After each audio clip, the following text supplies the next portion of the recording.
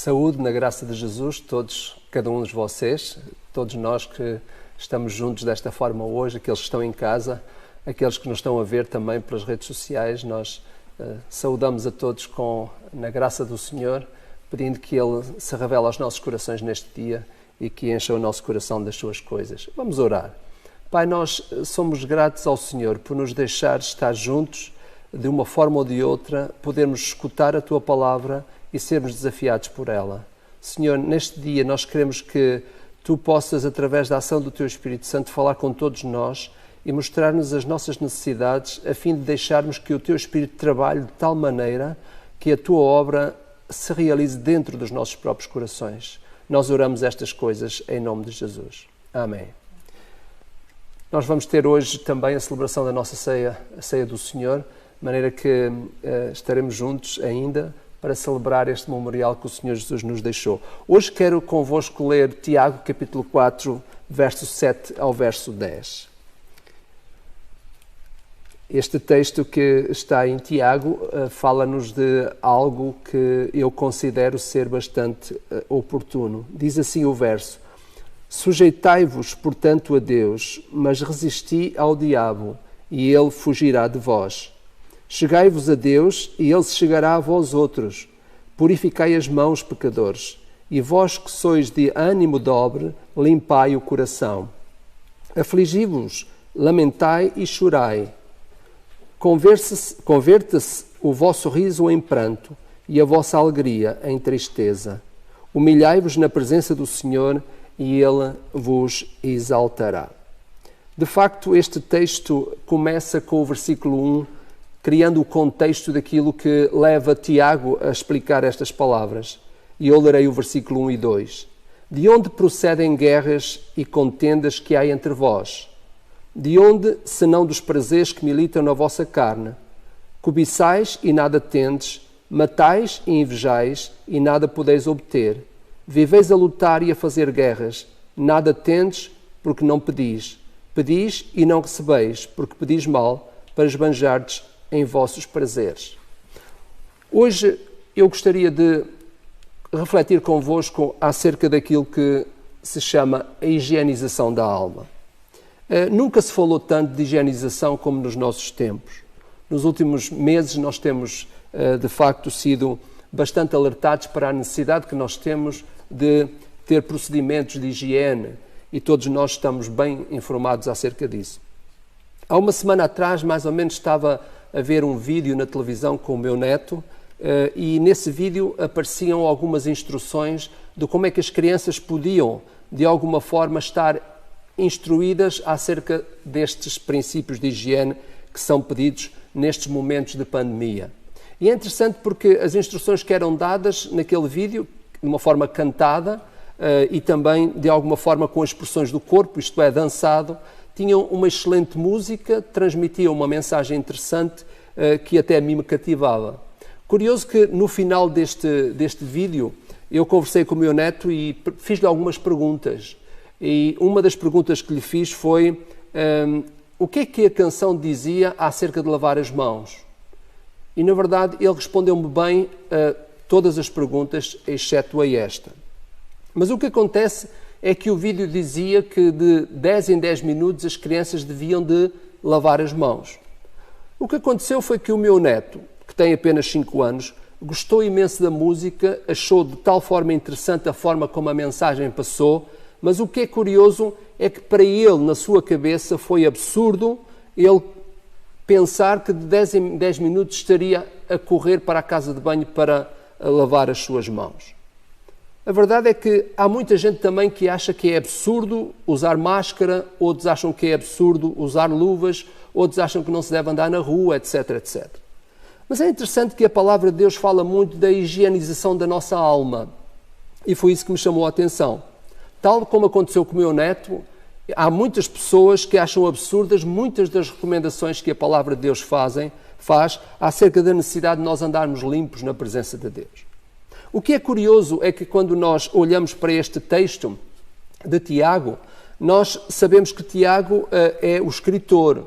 Há vários Tiagos, pelo menos 4 podiam ter escrito este texto. A Bíblia fala de vários deles. Tiago, irmão de Jesus, Tiago, filho de Zebedeu, irmão de João, Tiago, filho de Alfeu, Tiago, o irmão de, neste caso, o pai de Judas, mas não o Iscariote. E, enfim, temos uma variedade de pessoas que podiam ter escrito esta carta.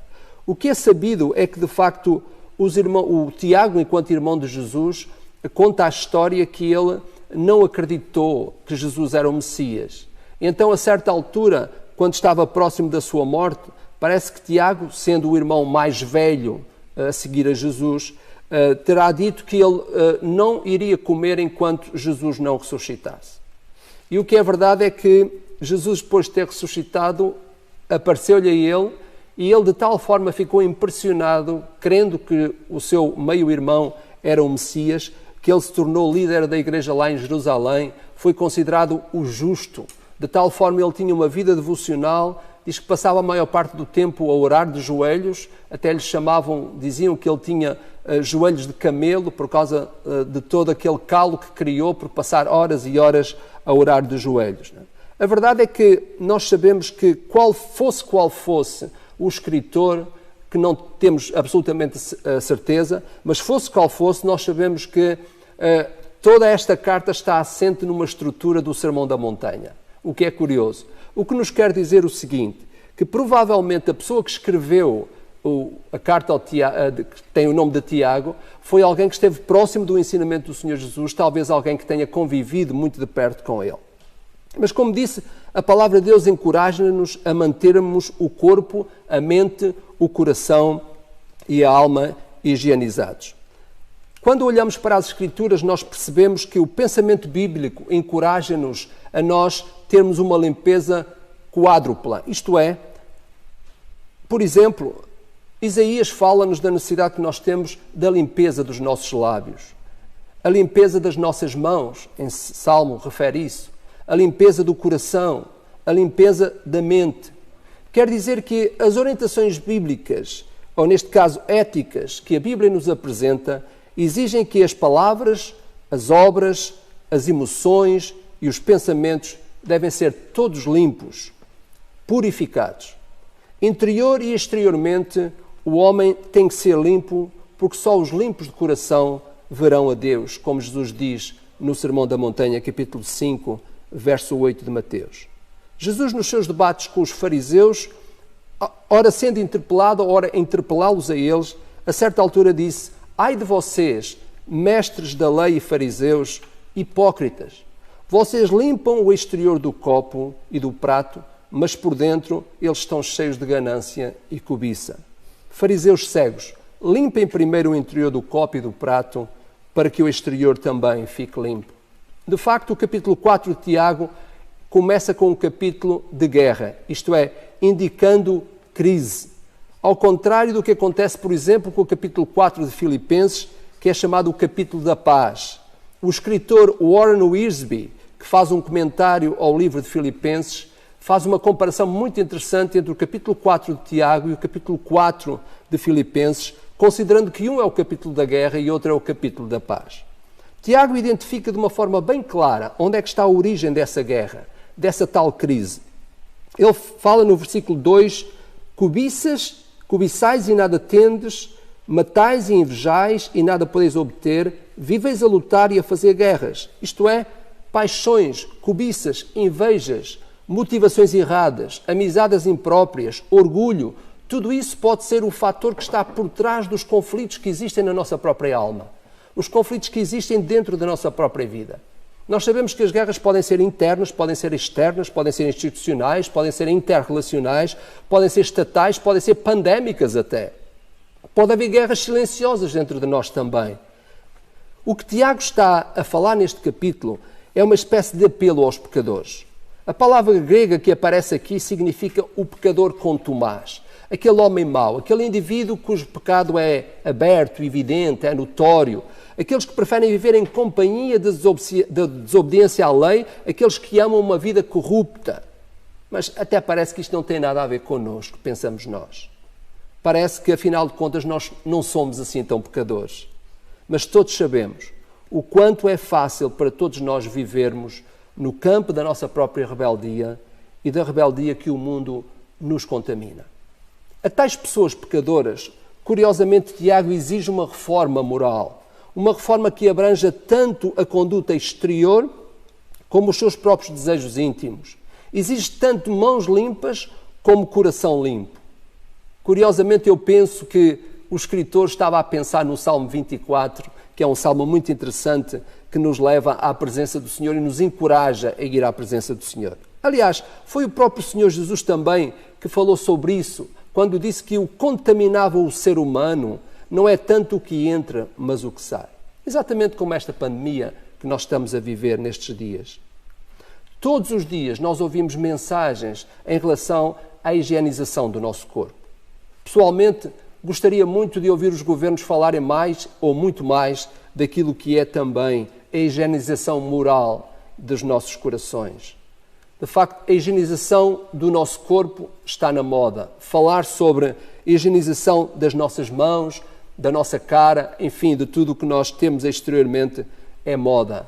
Mas vale a pena nós hoje refletirmos sobre aquilo que é a importância da higienização moral e espiritual dos nossos próprios corações e da nossa vida. Era muito bom que houvesse higienização moral no Parlamento, nas instituições, nas repartições do Estado, nas universidades, nas escolas, nas associações desportivas, nos estádios de futebol, etc, etc. Tão importante é que nós saibamos viver com o nosso interior realmente limpo. É interessante que Tiago diz que para resolver esse problema de conflito que aparece no versículo 1 ou 2, aquele conflito que pode ser interior ou pode ser exterior, pode ser motivado por qualquer coisa, esse tal ambiente de guerra que criam as nossas crises, não é? Como diz o texto, ele sugere 3 imperativos. E é curioso porque ele usa a expressão portanto. Nós sabemos que portanto é conclusivo, determina uma ação. Tiago está a dizer que para nós resolvermos as nossas lutas, as nossas crises, as nossas dificuldades, sejam elas internas ou externas, nós precisamos de agir, precisamos de fazer alguma coisa. E Tiago explica de uma forma muito clara que nós podemos combater e devemos combater essas crises, sejam elas quais forem. No fundo, Tiago está a dizer-nos como é que nós devemos combater este ambiente de guerra que nós vivemos. E a mensagem que Tiago nos transmite é de facto um apelo à higienização da nossa própria alma. Em primeiro lugar, no verso 7, ele diz: submetei-vos a Deus. É verdade que nos nossos dias nós estamos submetidos a muitas coisas. Os governos dão orientações às quais nós temos que nos submeter. Mas esta higienização da nossa própria alma não pode ser resolvida senão através de uma atitude de submissão ao próprio Deus. Curiosamente, esta palavra tem um sentido programático, isto é, tem uma ação programática, uma ação contínua. Não está a falar daquela ideia de nós de vez em quando nos submetermos a Deus. Quando estamos realmente em crise na nossa própria vida, sentimos que precisamos de ir a Deus. Não é isso que o autor está a dizer. O autor está a dizer que esta ideia de nos submetermos a Deus envolve uma ação programática de nós mesmos, alguma coisa contínua. Implica que nós tenhamos uma atitude de obediência, de ouvir e obedecer. Isto é, estarmos subordinados ao Senhor. Não existe outra forma de nós sermos mudados interiormente, nas nossas lutas e nas nossas crises, de vencermos as dificuldades, se nós não permitirmos que esta nossa atitude de submissão ao Senhor aconteça. Curiosamente, ele coloca ao lado também a necessidade que nós temos de resistir ao inimigo. Isto é, eu tenho um sentido de oposição ao inimigo, que neste caso é Satanás. Requer que nós fechemos os nossos ouvidos e os nossos corações para as sugestões e tentações do inimigo. Nós ouvimos tanta coisa à nossa volta, tanta informação que chega até nós. Tiago está a dizer, é preciso nos submetermos ao Senhor, e isso implica também uma oposição direta àquilo que nos prejudica enquanto pessoas e entidades que estão à nossa volta, que querem realmente agravar a nossa luta, agravar a nossa guerra. Nós precisamos de resistir como Jesus resistiu, usando as Escrituras, a espada do Espírito. Nós temos a mesma garantia de que Ele fugirá de nós como fugiu de Jesus. E o sentido aqui é que o inimigo vai evitar-nos. Curiosamente, quando nós criamos oposição, o inimigo evita-nos. Não quer dizer que ele tenha desejo de fugir de nós, mas ele evita-nos, porque ele sabe que connosco desta forma não vencerá. Sempre que nós resistimos ao inimigo, personificado de muitas formas, ele vai evitar-nos. Afinal, é o que faz o leão quando não consegue apanhar a sua presa. Ele desiste à procura de uma presa mais fácil. Segundo lugar, a palavra de Deus diz que nós nos devemos aproximar dele. Vejam o verso 8. Diz assim: chegai-vos a Deus e ele se chegará a vós. De facto, uma das instruções que a Bíblia muito nos dá é a necessidade que nós temos de andar perto do Senhor. A ideia de aproximar significa ficar próximo, buscar proximidade. Todos nós devemos buscar proximidade em relação ao nosso Deus. Parece estranho que a mensagem que nós mais temos ouvido nestes dias últimos é distanciamento. Afastem-se uns dos outros, são a mensagem. Mas ao contrário, Deus diz-nos: aproximem-se de mim. Ao longo das Escrituras nós somos desafiados pelo próprio Deus a nos aproximarmos dele. O desafio da aproximação foi começada por ele e é encorajada constantemente pelo Senhor. Deus criou-nos para vivermos na sua comunhão, na sua intimidade. Foi por isso que ele semeou em nós o gene de Deus, que os maus e poderosos deste mundo querem retirar das pessoas. Paulo, em Atos capítulo 17, verso 28, quando discursava no Areópago, ele dizia: porque nele vivemos, nos movemos e existimos. Não há verdadeiramente nada que esteja para lá de Deus. O ser humano resgatado é parte desse propósito divino, a fim de ser trazido à comunhão com Deus, de nunca devíamos ter saído. O melhor lugar para estar é, de facto, perto dele. 1 João capítulo 1, verso 3 diz-nos: o que nós vimos e ouvimos, isso vos anunciamos, para que estejam unidos conosco, e, na verdade, a nossa comunhão é com o Pai e com o seu Filho, Jesus Cristo. Se nós desejássemos estar perto de Deus, como Ele deseja estar perto de nós, o mundo seria melhor, a igreja seria melhor, tudo seria melhor à nossa volta. A grande pergunta é: o que é que tu tens feito para te aproximares de Deus? O processo de higienização da alma passa pelo profundo desejo de querer e desejar andar perto de Deus. Ninguém pode ser purificado interiormente na sua alma se não desejar esta aproximação.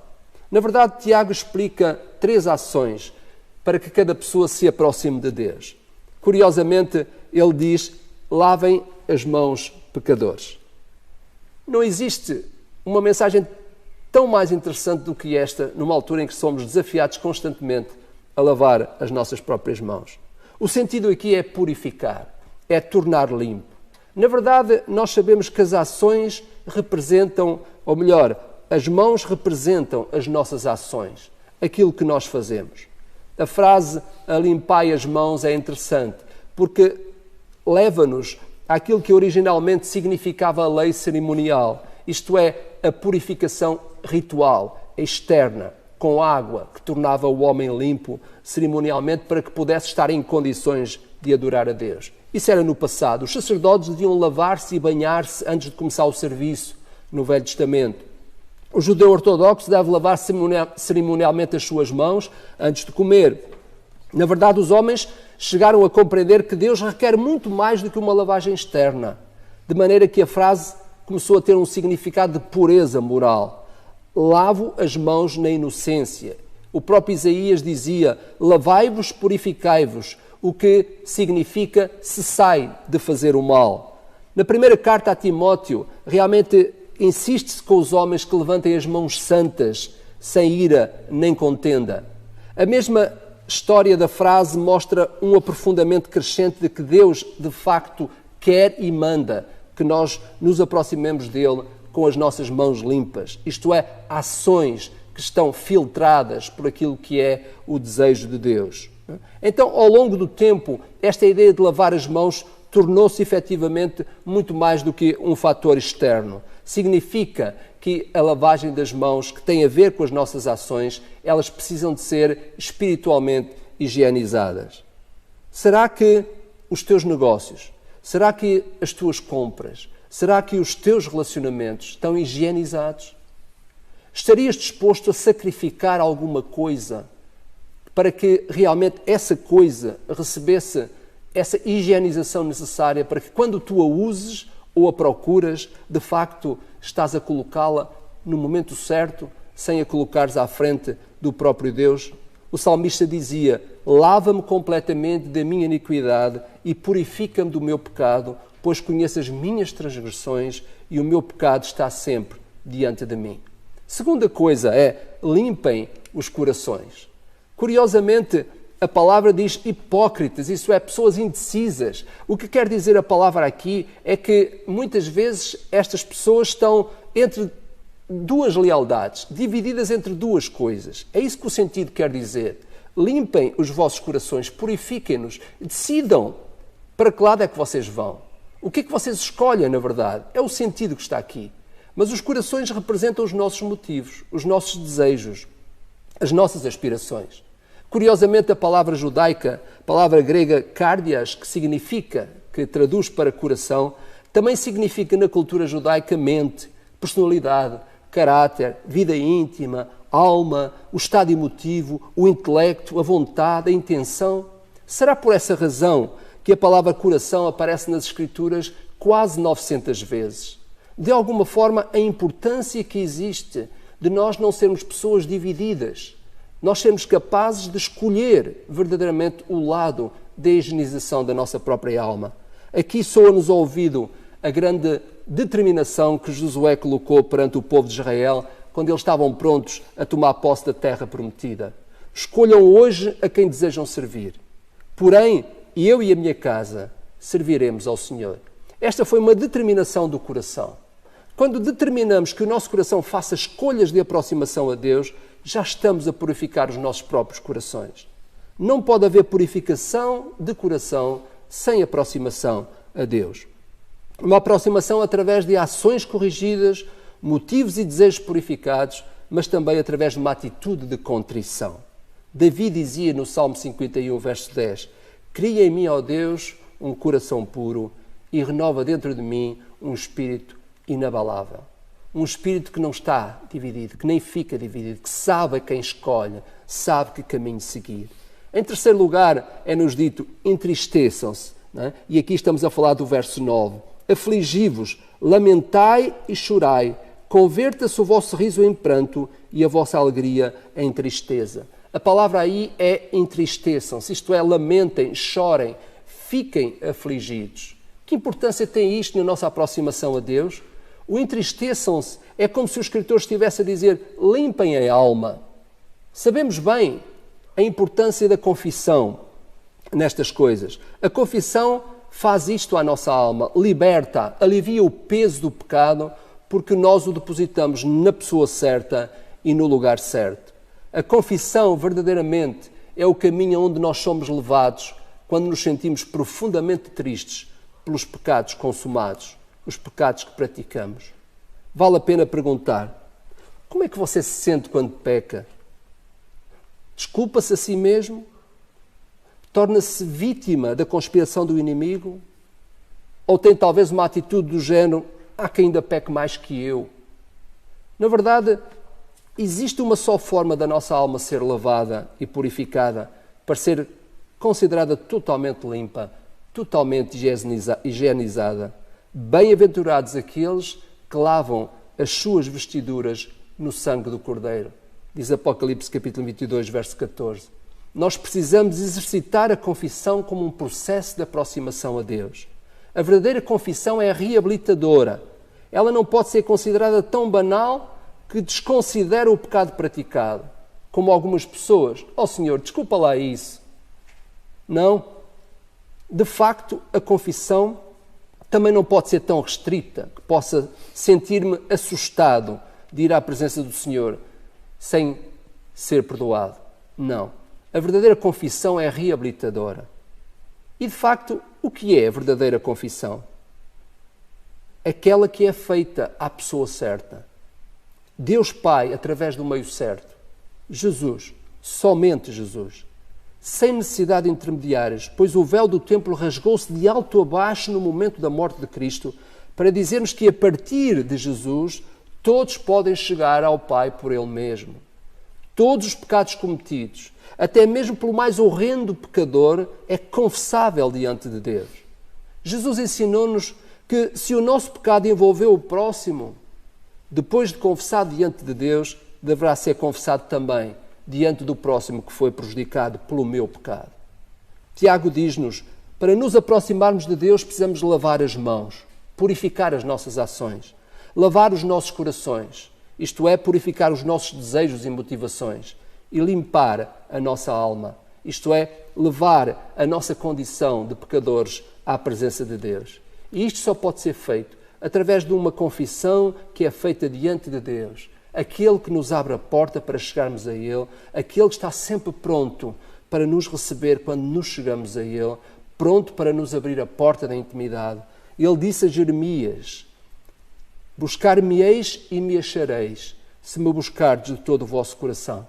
E se meu povo, que se chama pelo meu nome, se humilhar e orar e buscar a minha face e se converter dos seus maus caminhos, então eu ouvirei do céu e perdoarei os seus pecados e sararei a sua terra.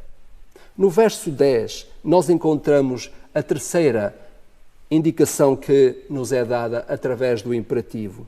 Diz assim, humilhai-vos na presença do Senhor e Ele vos exaltará. O sentido das Escrituras para a palavra humilhação nada tem a ver com o sentido normal que nós damos a esta palavra. Nós lhe atribuímos um sentido negativo, mas a palavra dá-lhe um sentido positivo. A humilhação diante de Deus conduz-nos à honra. A humilhação é o patamar anterior à honra. A humilhação não é estarmos em baixo, é estarmos em cima.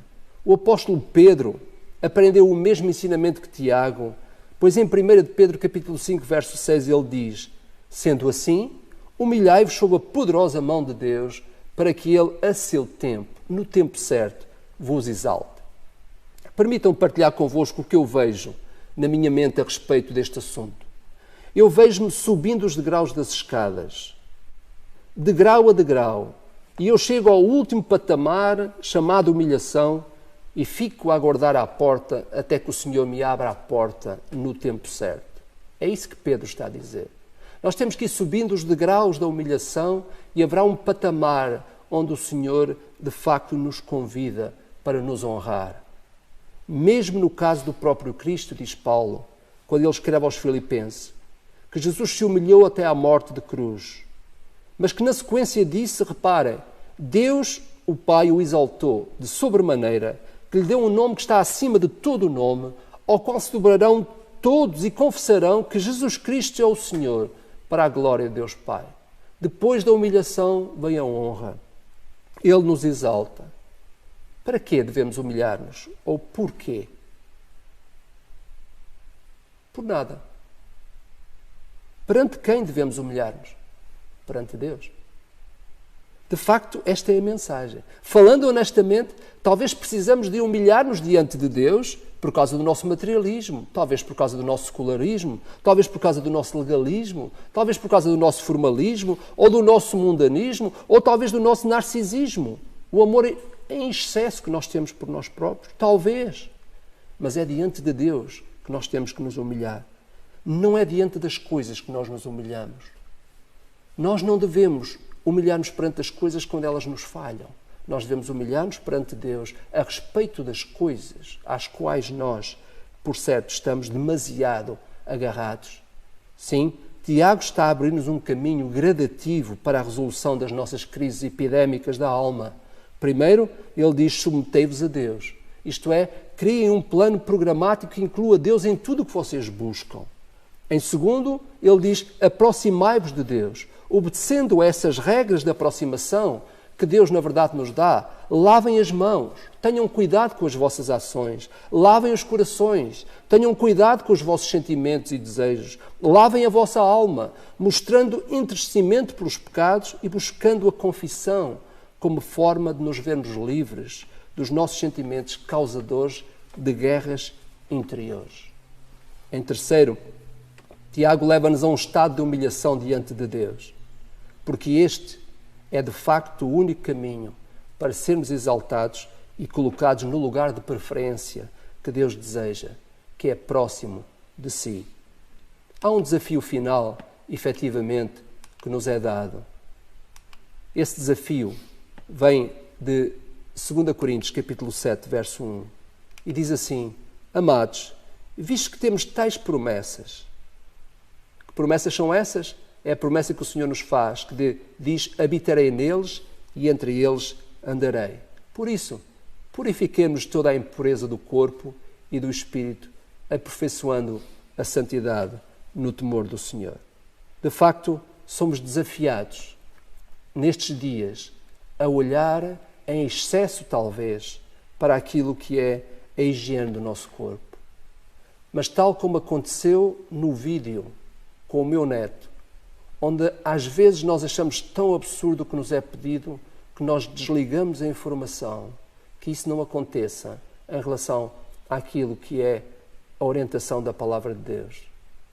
Que nós não fechemos os nossos ouvidos, a nossa mente, para aquilo que é a necessidade de, nestes dias em que damos tanta primazia ao corpo, nós higienizarmos a nossa alma. E para isso, nós precisamos de ser conscientes de que aquilo que Tiago nos diz aqui é fundamental para nós termos a nossa alma pronta para qualquer coisa que surja nas nossas vidas e que não seja só a preocupação do corpo nestes dias difíceis em que temos que nos respeitar uns aos outros e respeitar as regras, mas que nunca fuja de nós a principal regra, que é a regra de higienizarmos a nossa alma diante do grande Deus que nos abriu a porta para a comunhão com Ele. Que Deus nos abençoe a todos e que façamos isso conforme as orientações da sua própria palavra. Vamos orar. Pai nosso que estás nos céus, muito obrigado pelo amor que nos tens. Nós não merecemos, Senhor, mas Tu nos abres a porta da comunhão através do Teu Filho Jesus e nos chamas para irmos para perto de Ti. Nos chamas para o lugar onde a nossa alma pode ser higienizada de tal maneira, Senhor, que perto de Ti todas as coisas boas acontecem. Pai nosso, que haja um desejo grande no nosso coração, nos aproximarmos de Ti nestes dias em que nos é pedido que o nosso corpo esteja puro, também a nossa alma esteja, Senhor, realmente pura diante de Ti, limpa, purificada, e nós sabemos que nós não podemos fazê-lo se não for na Tua presença, desejando ir até Ti, Senhor. Pai, que aqueles que nos ouvem, que não têm Jesus como Salvador das suas vidas, Te possam receber nos seus corações, convidar-te a caminhar em direção a Ti, sabendo que Tu abriste a porta da salvação para todo o pecador que se considera pecador na Tua presença, Senhor. Ó Deus, que onde quer que quem quer que seja, esteja, que ele possa realmente pedir ao Senhor que o salve dos seus pecados e que lhe dê um lugar na eternidade, que purifique a sua alma, pois Jesus, através da sua obra na cruz, da sua morte e da sua ressurreição, abriu o caminho para que nós pudéssemos ser purificados na Tua presença. Obrigado, Senhor, por estas boas notícias e que nós estejamos todos os dias com elas no nosso coração e na nossa mente. É a oração que nós te fazemos em nome de Jesus. Amém.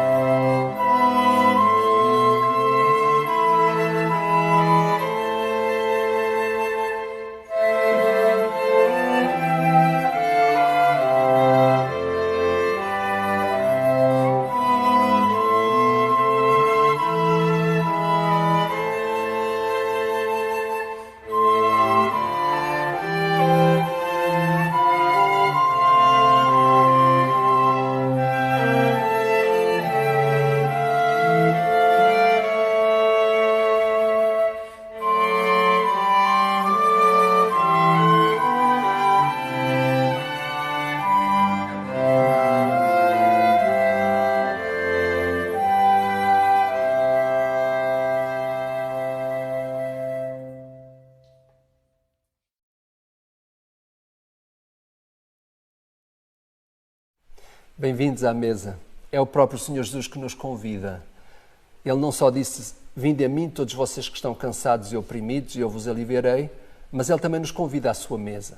Depois de partilharmos da experiência de ter Jesus como nosso Salvador, já ter compreendido em nós mesmos o significado da sua morte e da sua ressurreição, que outra coisa não é que o significado daquilo que nós fazemos quando nos batizamos. Nós somos submersos na água, representando a morte do Senhor Jesus Cristo, e depois somos trazidos de novo à superfície, representando a ressurreição do Senhor Jesus Cristo. E tudo se resume na obra de Cristo. Este memorial que temos diante de nós é uma expressão exata daquilo que o próprio Senhor Jesus Cristo fez. Por isso Ele disse, não se esqueçam de mim, façam isto em memória de mim.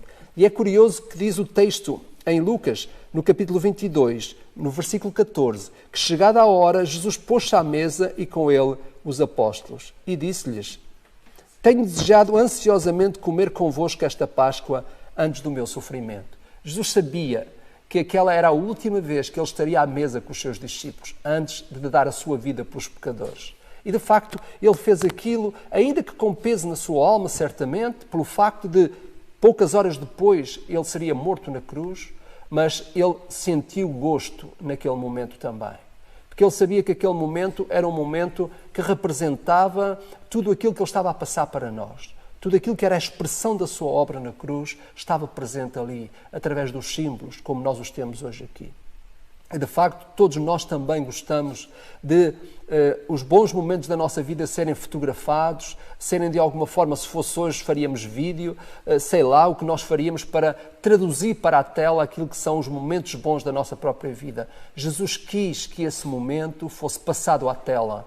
Jesus quis que esse momento ficasse para a história. Aliás, ele chegou a dizer que ele, de agora em diante, não beberei mais do fruto da videira até que venha o reino de Deus. Embora não compreendamos na profundidade o que significa estas palavras, nós sabemos que o Senhor Jesus sabia que aquele era o último momento.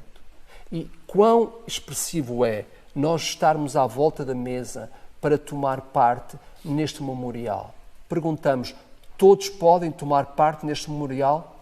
Certamente que não. Porquê?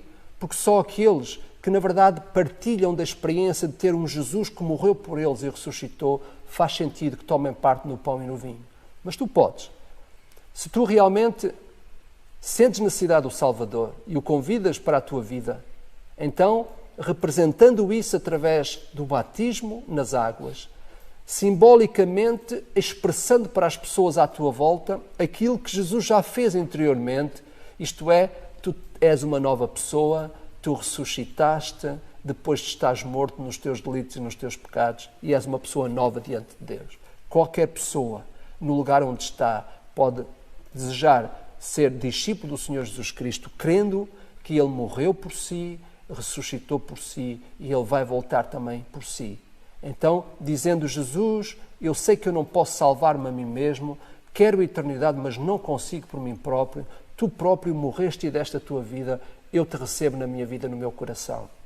E isto é o primeiro passo para que a pessoa possa tomar parte no significado que representa este pão e este vinho. E é por isso que nós o fazemos. Jesus disse depois, pois vos digo que não beberei mais, não comerei mais até que venha o reino de Deus.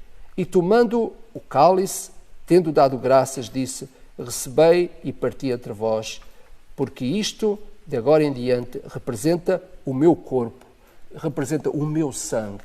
Por isso, este momento em que nós nos chegamos à mesa do Senhor é exatamente para isso. É para nós, de uma forma simbólica, podermos tomar parte neste memorial que representa o corpo do Senhor Jesus Cristo. O pão que Jesus distribuiu naquele dia por os seus discípulos, que diz que partiu e o deu aos seus discípulos. Isto é, como se ele estivesse a dizer também, naquele momento em que Jesus partiu o pão, ele estava a dizer, eu estou a partilhar o sofrimento do meu corpo convosco. É isso que, na verdade, Jesus está a dizer. Simbolicamente, ele está a dizer isso. Este pão que está aqui não é o corpo do Senhor Jesus Cristo. Jamais podia ser. Ele representa aquilo que é o corpo do Senhor Jesus Cristo que foi dado por nós. E é por isso que, seguindo a instrução do Senhor Jesus, de facto, nós o fazemos também. Nós, efetivamente, tomamos este pão e nós damos graças ao Senhor. Isto é, dizemos, Senhor, nós compreendemos que este pão representa o corpo onde tu sofreste, que sofreu na cruz do Calvário. E é isso que nós sentimos, é que esse momento de sofrimento era por mim. Tu estavas a partilhar isso em função de mim. E é por isso que nós, nesta hora, nos chegamos ao Senhor e nós dizemos, Senhor Jesus, muito obrigado por teres estado na cruz no meu lugar, teres partilhado o sofrimento do meu corpo em ti mesmo. E por isso, nesta hora, eu quero louvar-te no interior de mim mesmo, dar-te muitas graças, porque tu foste a pessoa que fizeste o que eu não podia fazer por mim próprio. E por isso, em memória dele, é que nós fazemos isso. Então, em memória de Jesus, com o coração agradecido, comamos deste pão que representa o seu corpo partido por nós.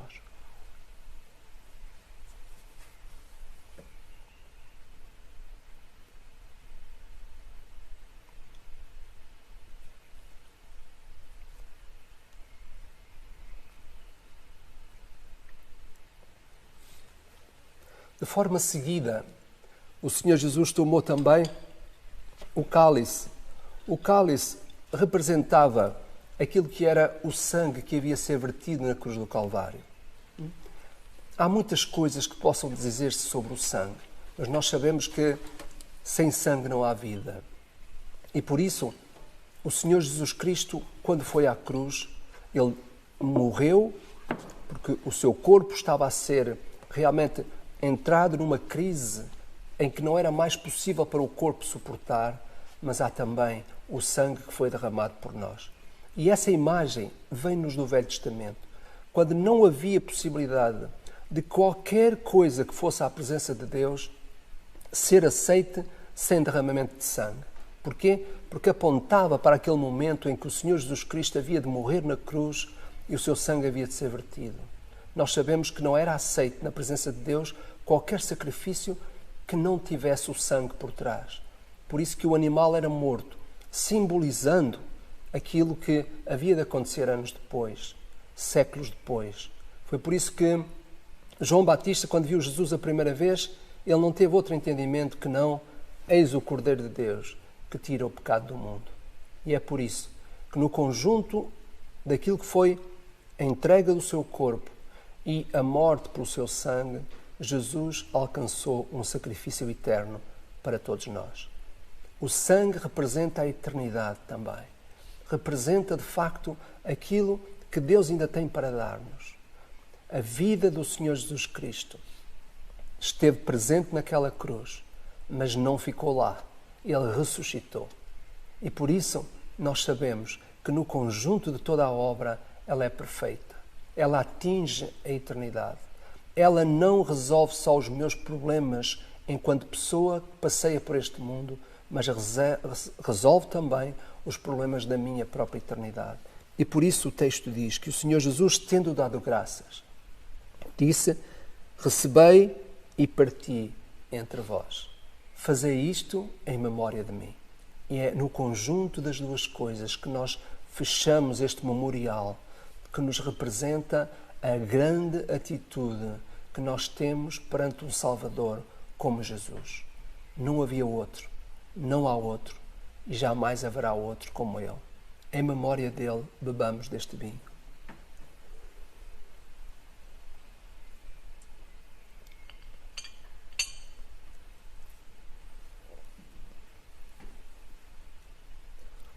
A palavra de Deus diz que nós fazemos isto até que Ele venha.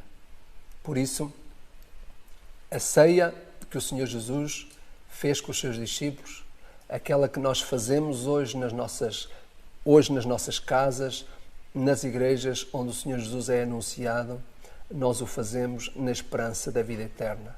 Nós o fazemos até que de novo, disse Jesus, o beba de novo no reino de meu Pai. Eu acredito que se aquilo que Jesus fez e que nós representamos esta manhã aqui é tão importante que até tem uma dimensão e uma realização eterna. Jamais acabará. Jesus disse que na eternidade nós vamos celebrar isto também. Porquê? Porque a morte do Senhor Jesus Cristo afetou a eternidade das nossas almas e é nessa esperança que nós vivemos. Que Deus abençoe a cada um de nós. Vamos cantar com esta alegria de que Jesus vai voltar. Jesus vai voltar. E é com essa esperança que nós terminamos também o nosso culto desta manhã.